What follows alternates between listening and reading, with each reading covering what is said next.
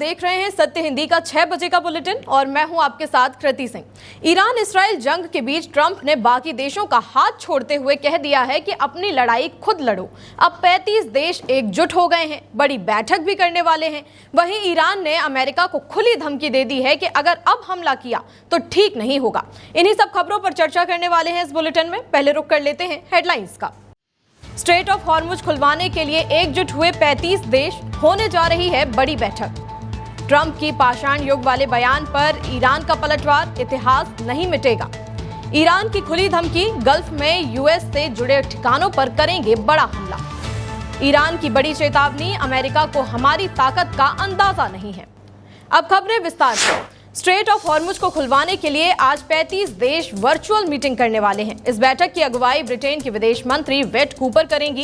इस बैठक को लेकर ब्रिटेन के प्रधानमंत्री कीर स्टारमर ने कहा है कि ये पहली बार है जब इतने देश एक साथ इस मुद्दे पर बात करेंगे। इस बीच अमेरिकी राष्ट्रपति डोनाल्ड ट्रंप ने यूरोपीय देशों की आलोचना करते हुए कहा कि उन्हें खुद ही अपनी लड़ाई लड़ना सीखना चाहिए। हालांकि ब्रिटेन ने साफ किया है कि वो अमेरिका के साथ मिलकर काम कर रहा है और खाड़ी देशों के संगठन GCC भी इस पहल में शामिल है। प्रधानमंत्री स्टारमर ने यह भी कहा कि सैन्य अधिकारी भी इस बात पर विचार करेंगे कि लड़ाई खत्म होने के बाद इस रास्ते को सुरक्षित कैसे बनाया जाए, लेकिन उन्होंने चेतावनी दी कि यह काम इतना आसान नहीं होगा।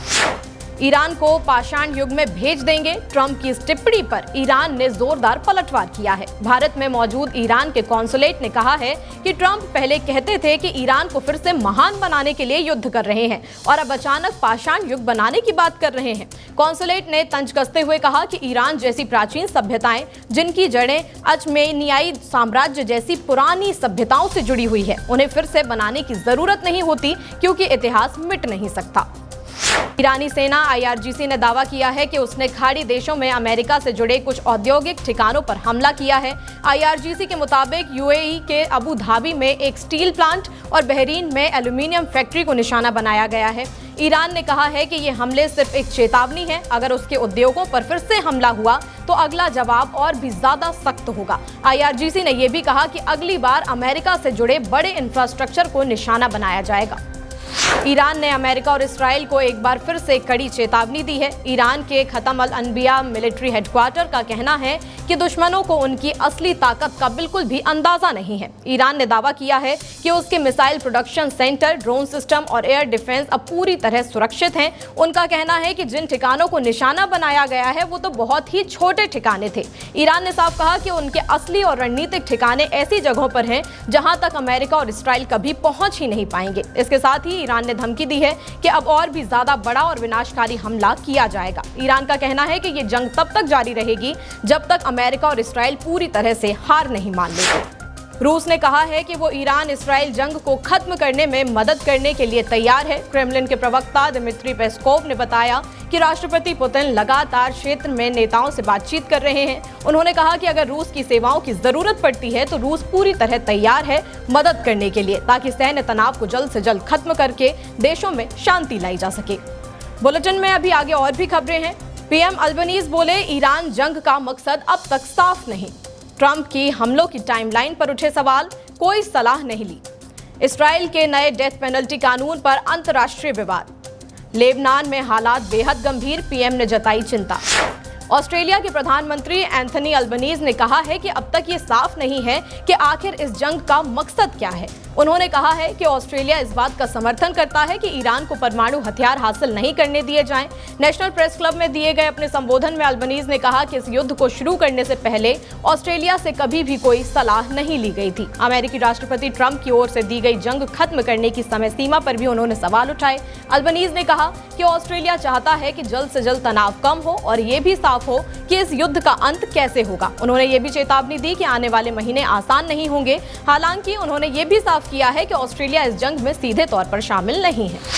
इसराइल के नए डेथ पेनल्टी कानून को लेकर दुनिया भर में विवाद बढ़ रहा है। इस कानून का 8 मुस्लिम देशों पाकिस्तान, तुर्की, मिस्र, इंडोनेशिया, जॉर्डन, कतर, सऊदी अरब और UAE ने मिलकर विरोध किया है। उनका कहना है कि ये कानून भेदभाव करता है और फिलिस्तीनी लोगों के अधिकारों के खिलाफ है। इन देशों ने यह भी कहा है कि इसराइल की जेलों में बंद फिलिस्तीनी कैदियों की हालत ठीक नहीं है।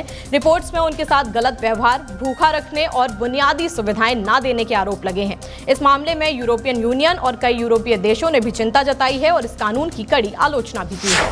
मिडिल ईस्ट में बढ़ते तनाव के बीच लेबनान के पीएम नवाज सलाम ने कहा है कि देश के हालात बहुत ज्यादा खराब हो चुके हैं। उन्होंने बताया कि इजराइल की कार्रवाई की वजह से हालात और बिगड़ गए हैं और 10 लाख से ज्यादा लोग अपने घर छोड़ने के लिए मजबूर हैं।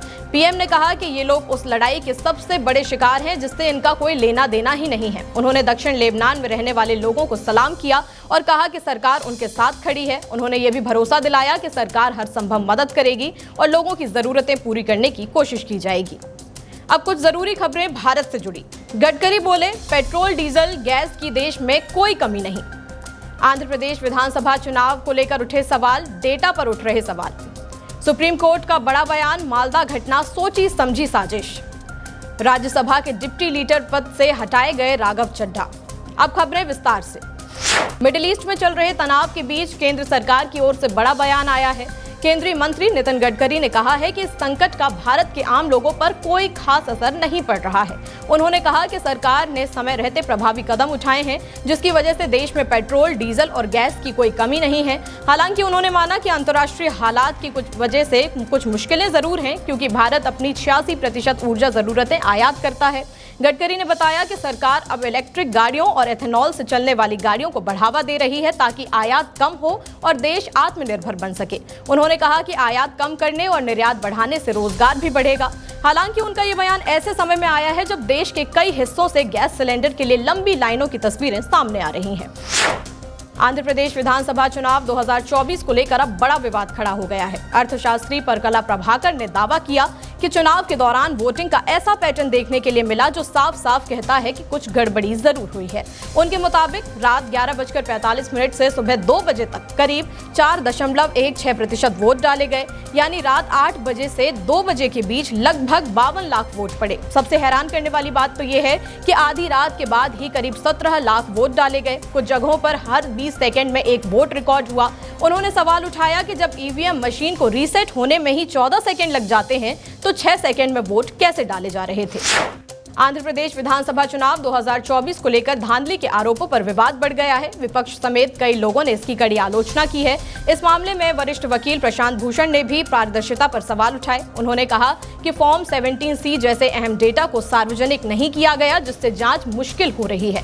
वहीं विपक्ष के नेता राहुल गांधी भी पहले वोट चोरी के आरोप लगा चुके हैं। पूर्व मुख्य चुनाव आयुक्त SY कुरैशी ने पूरे मामले की ऑडिट कराने की मांग की है। हालांकि चुनाव आयोग का कहना है कि अगर किसी को शिकायत थी तो उस समय कानूनी रास्ता अपनाना चाहिए था। 2 साल बाद इस तरह के सवाल करना गलत है। आपको बता दें कि इस चुनाव में चंद्रबाबू नायडू की अगुवाई में NDA की बड़ी जीत हुई थी। पश्चिम बंगाल की मालदा घटना पर सुनवाई करते हुए CJI सूर्यकांत ने कहा है कि 7 न्यायिक अधिकारियों को 9 घंटे तक बंधक बनाना कोई आम घटना नहीं बल्कि एक सोची समझी साजिश है। ये घटना उस वक्त हुई जब वोटर लिस्ट से नाम हटने से नाराज लोगों ने अधिकारियों को घेर लिया। अधिकारियों को दोपहर करीब 3:30 बजे घेरा गया और रात 1 बजे के बाद पुलिस और अर्धसैनिक बलों ने उन्हें सुरक्षित निकाला। कोर्ट ने कहा कि ये सिर्फ अधिकारियों को डराने की कोशिश नहीं है बल्कि सुप्रीम कोर्ट की ताकत को चुनौती देने जैसा है। चुनाव आयोग को निर्देश दिया गया है कि इस मामले की जांच CBI NIA से कराई जाए। साथ ही सुप्रीम कोर्ट खुद भी इस जांच पर नजर रखेगा।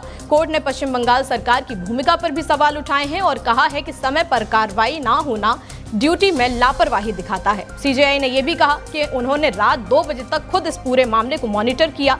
जस्टिस जॉय माल्या बागची ने भी कहा है कि सभी राजनीतिक दलों को इस घटना की एकजुट होकर निंदा करनी चाहिए।